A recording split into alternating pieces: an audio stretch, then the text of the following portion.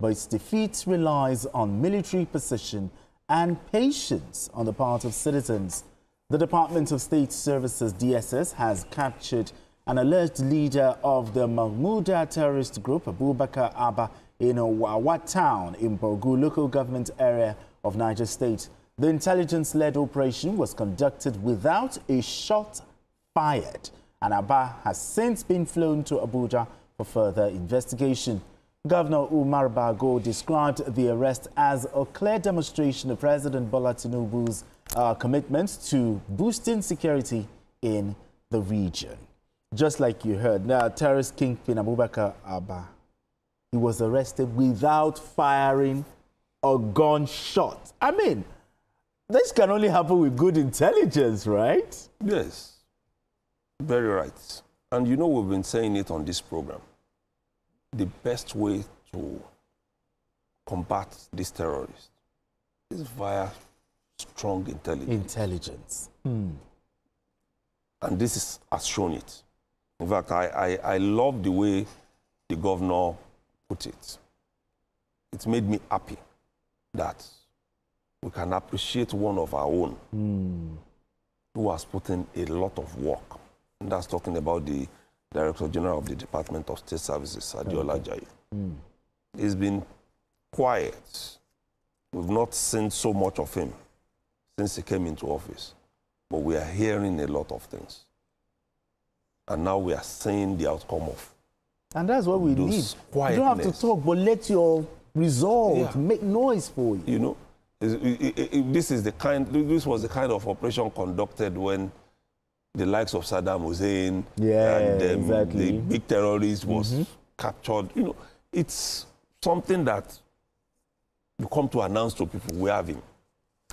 We've got him, like the former American president said. You know? So, we need people like this in office.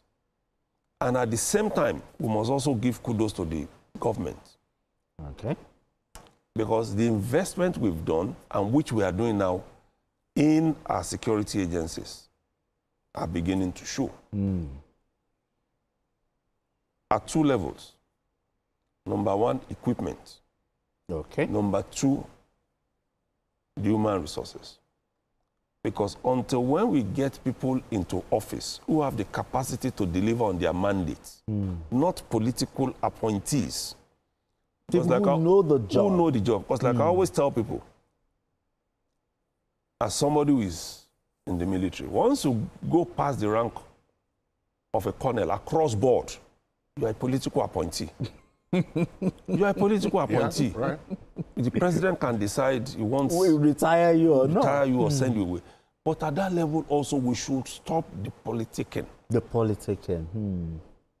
Because some people, once they get to the level of brigadier general across board, what they do is to keep moving around politicians to go and lobby so that they can keep for the job.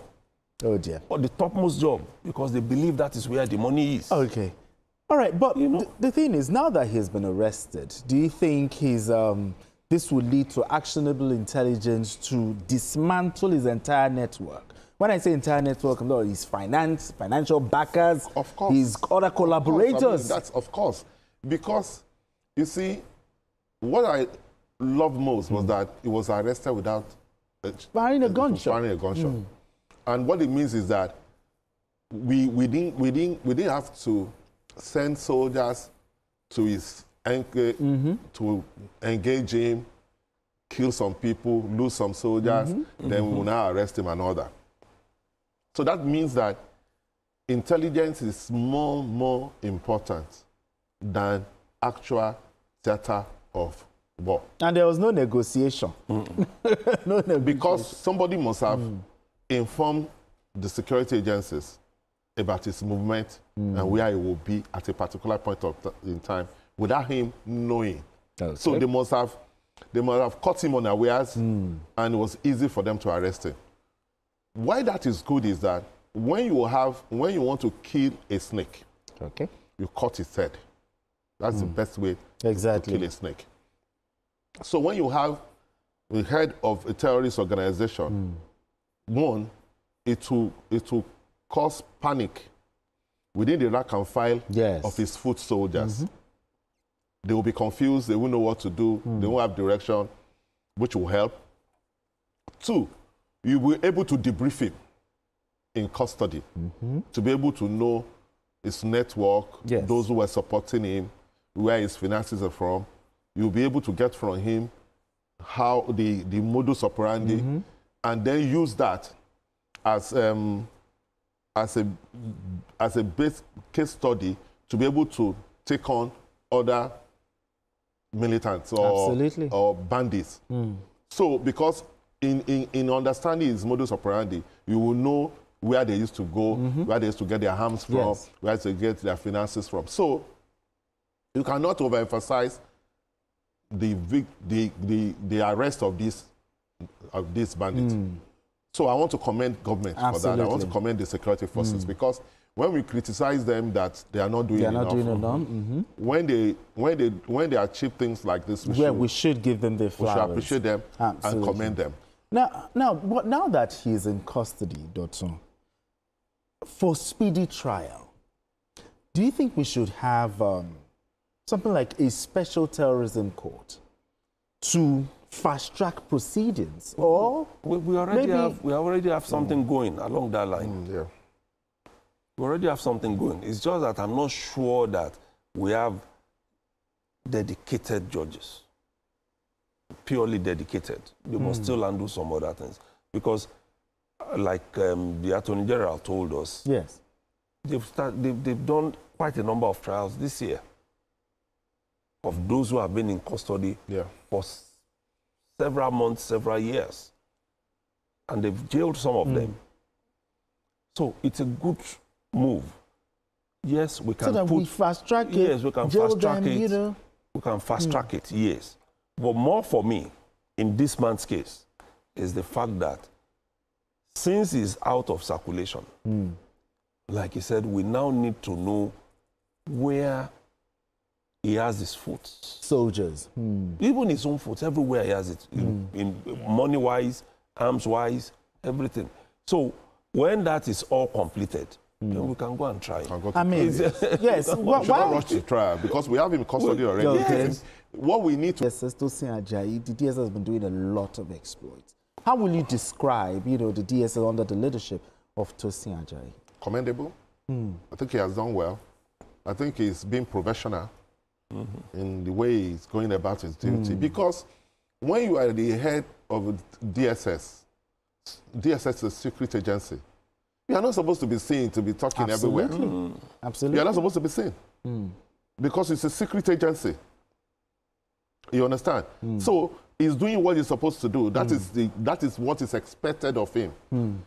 You will not hear the head of M15 or M16 in UK talking. You won't even know who the person is.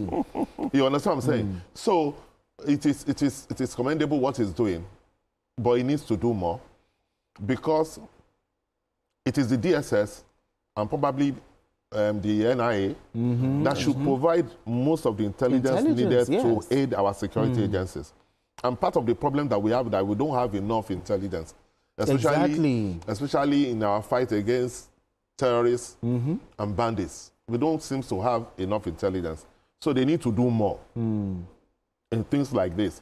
Because for them to be able to arrest a top bandit or a leader like that shows fantastic intelligence. Absolutely. But they need to do more, especially in different areas where we're having problems with, especially the Boko Haram and the SWAP and all that. We need that theater. Yes. We need to have better intelligence. Yes. Talking about better intelligence, because good intelligence requires trust. You know, when this arrest was made known, and I won't say I went into a trance, it played in my head that some DSS operatives must have joined that group.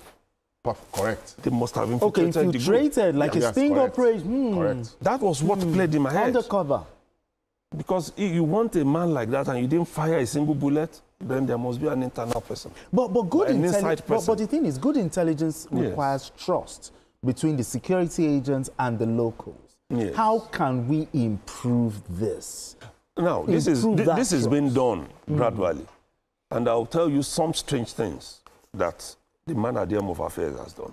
I'm sure you must have read at least twice when the court said somebody in the custody of the DSS, maybe I spent about 4, 5 years and then another one 10 years. They said, release him, let him go. And the man also took money. Since we have kept you for this long, not by my regime, take 10 million. Twice. He gave one 5 million. Really? Yes. Yes. And that is showing that, see, we should be connecting with the people. Absolutely. We're not supposed to inflict pains on you. It has happened in the past. Now, we have a face to the DSS, not in terms of the man coming out to talk, but there is a face to it in terms of this is a civil organization, despite the fact that it's very strong. Yes. They need to be more civil, yes, You know, I agree. So we are now dealing with them. You will collect a number of occasions when they've arrested journalists.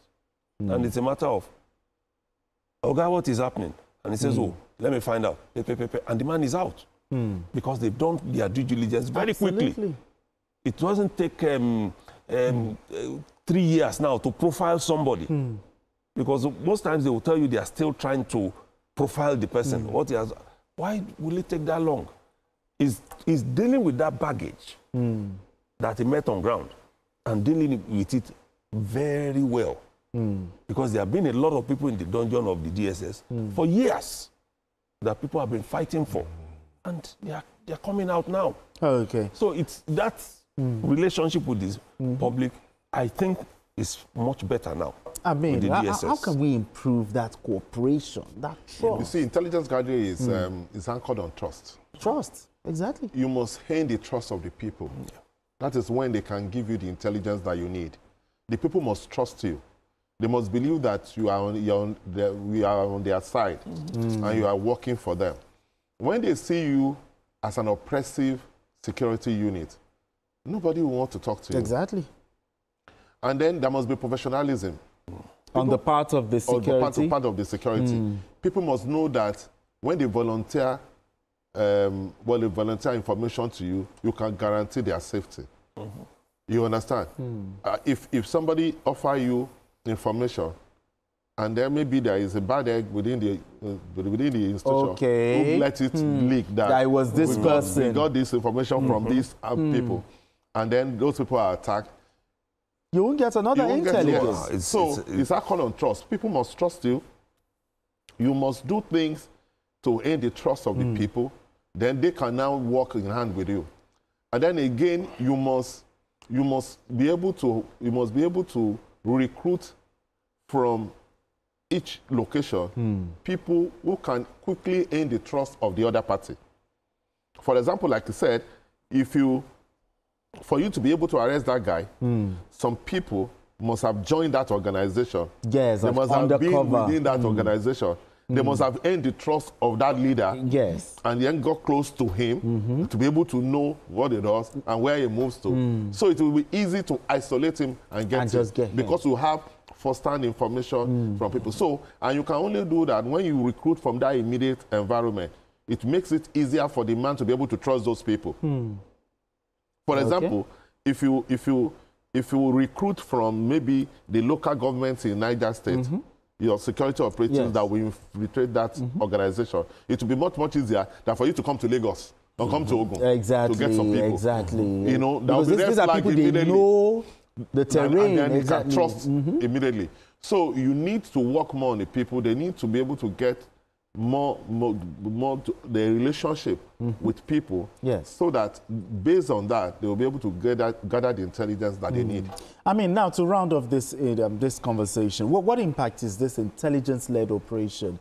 You know, what impact is it expected to have on the security situation in Niger State and also the neighboring states?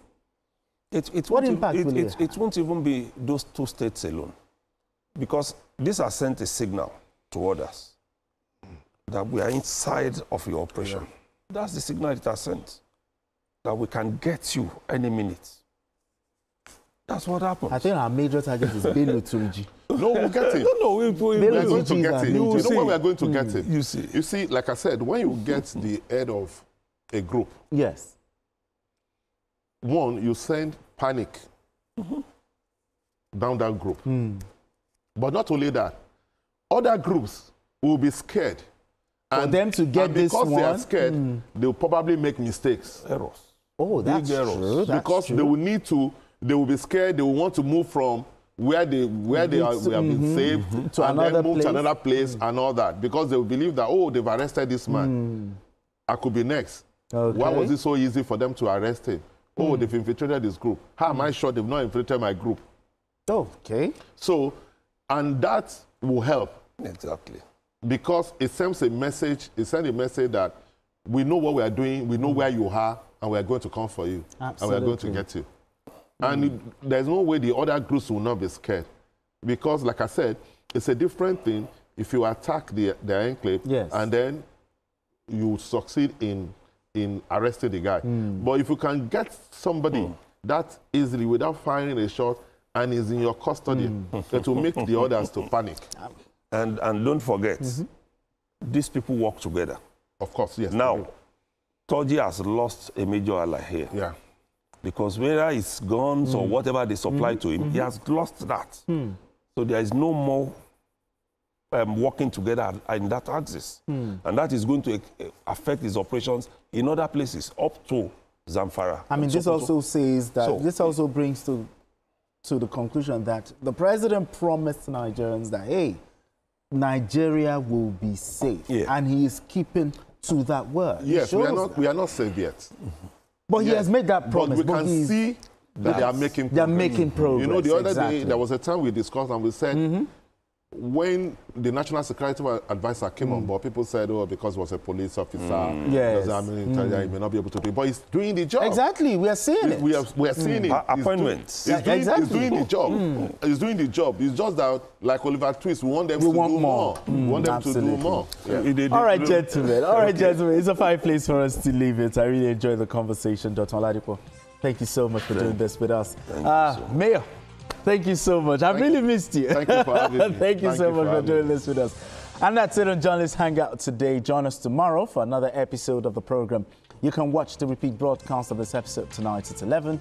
Join us on Sunday from 1:30 to 3:30 p.m.